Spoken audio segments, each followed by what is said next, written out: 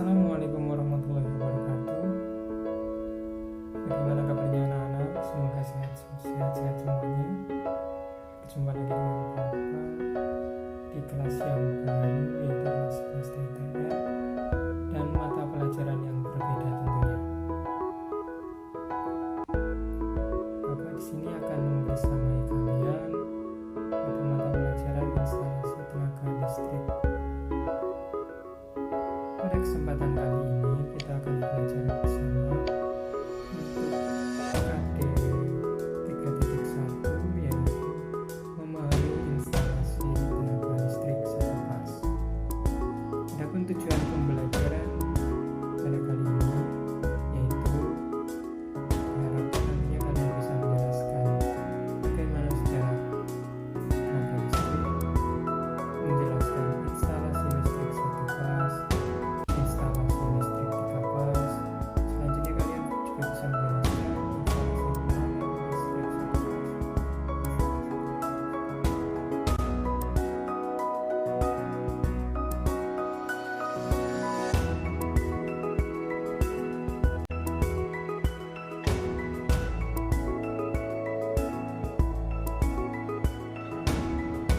Oke, langsung saja kita ke materi pembelajaran. Untuk materinya itu ada yang pertama sistem tenaga listrik, kemudian instalasi penerangan dan tenaga listrik satu fase. Selanjutnya ada komponen instalasi tenaga listrik. Pada kesempatan ini kita akan belajar untuk yang sistem tenaga listrik dan instalasi penerangan dan tenaga listrik satu fase.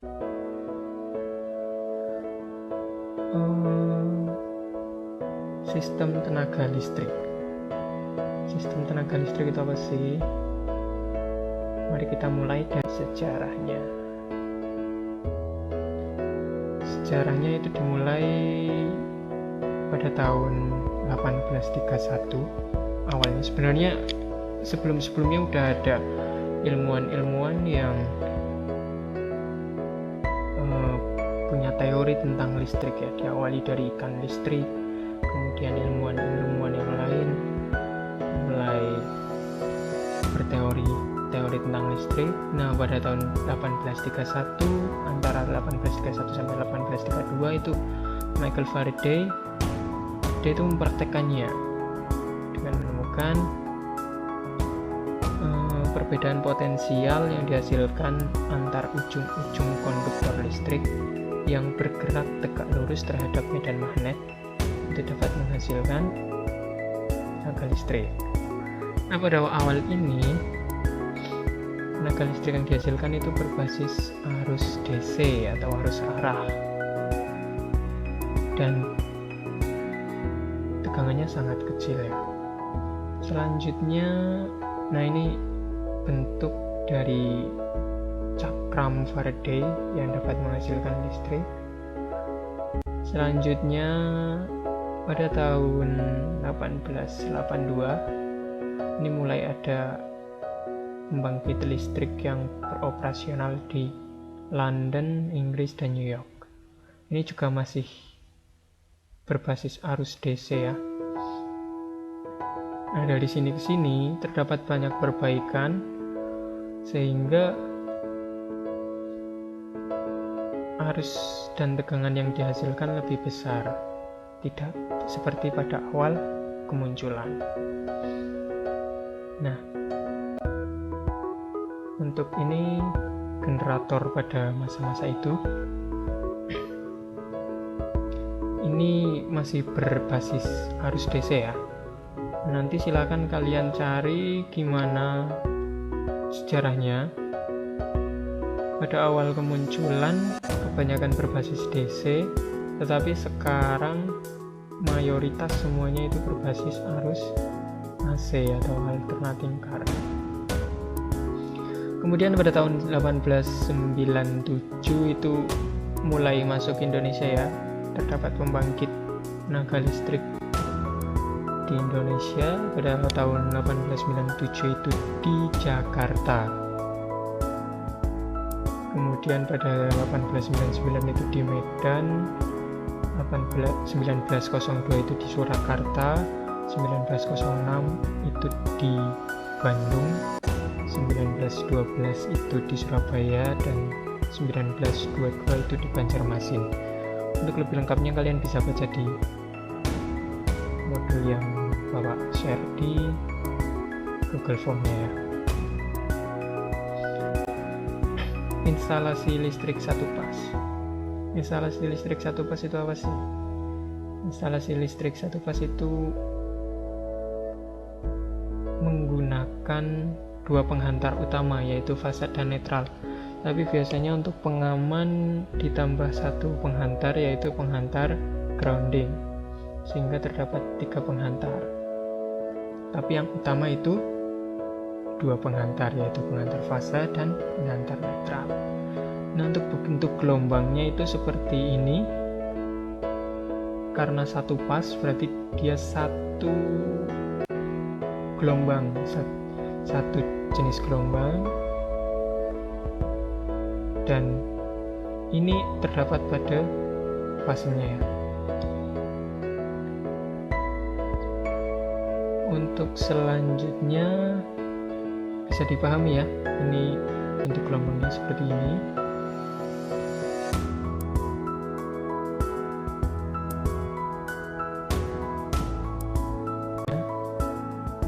Instalasi tenaga listrik 3 pas. Ini menggunakan 3 penghantar utama, yaitu penghantar fase R, S, dan T, atau bisa disebut juga penghantar fase L1, L2, dan L3. Tapi pada penggunaannya kadang juga menggunakan 4 penghantar, yaitu ditambah 1 penghantar netral, atau untuk keamanan juga bisa menggunakan 5 penghantar, yaitu R, S, T, netral, dan grounding. Nah, untuk bentuk gelombangnya seperti ini. Tadi kalau satu pas itu mengambil dari salah satu fase ini, salah satu fase R atau S atau T. Nah, kalau 3 pas itu tiga digabung menjadi satu dengan perbedaan sudut yaitu 120 derajat. Nah, di sini bisa kalian lihat R dan S itu berbedanya 120 derajat. Kemudian S dan T itu 120 derajat. Seperti itu. Selanjutnya untuk transmisi dan distribusi tenaga listrik. Tenaga listrik tentunya dari pembangkit sampai ke rumah, dari pembangkit sampai ke konsumen, itu terdapat transmisi dan distribusi sehingga sampai ke konsumen. Dari pertama yaitu pembangkit generator, itu menghasilkan tegangan yang berbeda-beda ya, tergantung generatornya. Kemudian dari generator itu masuk ke gardu induk untuk dinaikkan tegangannya menggunakan trafo step up. Nah, di sini dinaikkan sampai ke 150 kV atau 500 kV tergantung tegangan jaringan yang terdekat di dalamnya untuk digabungkan dengan jaringan tersebut. Karena syarat untuk menggabungkan jaringan itu harus sama tegangannya dan harus sama frekuensinya, sehingga ini disamakan frekuensinya, dinaikkan dan bergabung dengan sistem transmisi tersebut. Selanjutnya transmisi tersebut ditransmisikan kalau di daerah kita itu sistem Jawa Bali ya, mentransmisikan di daerah Jawa dan Bali. Kemudian setelah mendekat ke konsumen itu diturunkan lagi dengan di gardu induk juga menggunakan trafo step down. Ini diturunkan sampai 70 kV atau 150 kV. Ini masuk jaringan tegangan menengah. Untuk ini tadi jaringan tegangan tinggi ya. jaringan tegangan menengah. Selanjutnya diturunkan lagi di gardu hubung, itu menjadi menggunakan trafo step down juga menjadi 20 kV. Nah, di sini biasanya pemakai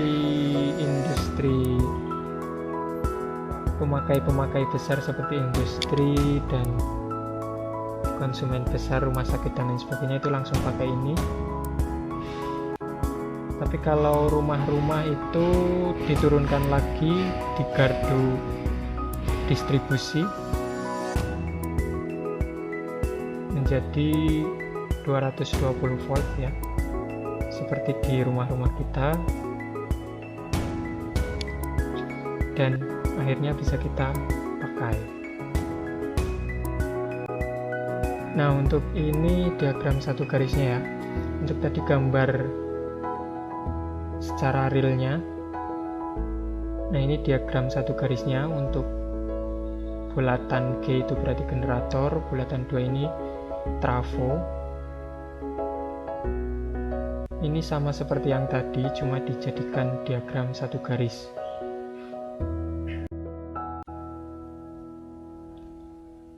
Nah, untuk jenis saluran transmisi dan distribusi di Indonesia itu ada 2 ya.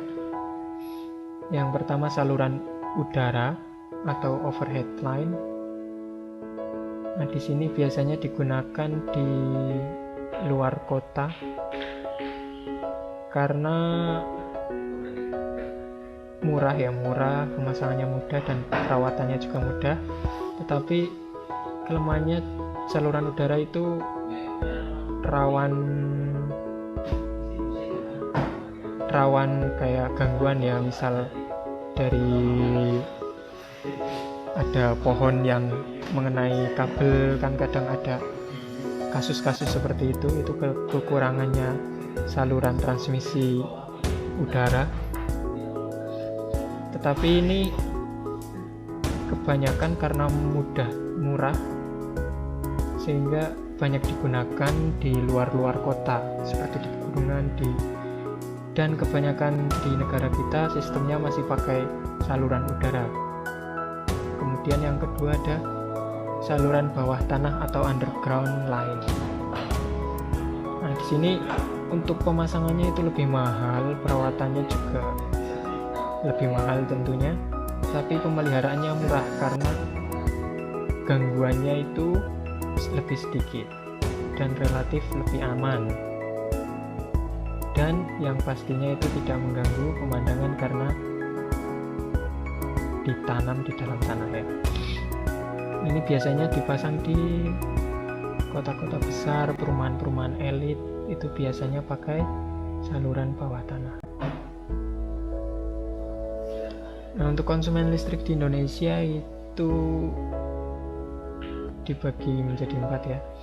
Yang pertama konsumen rumah tangga dengan daya 450 VA sampai 4400 VA menggunakan sistem tegangan satu fas, tegangan rendah satu fas 220 volt. Kemudian penerangan jalan umum juga menggunakan sistem satu fas. Kemudian untuk konsumen pabrik dan konsumen besar lainnya itu biasanya menggunakan sistem 3 fas dengan tegangan menengah 20 kV, 20 kVA, 20 kV ampere.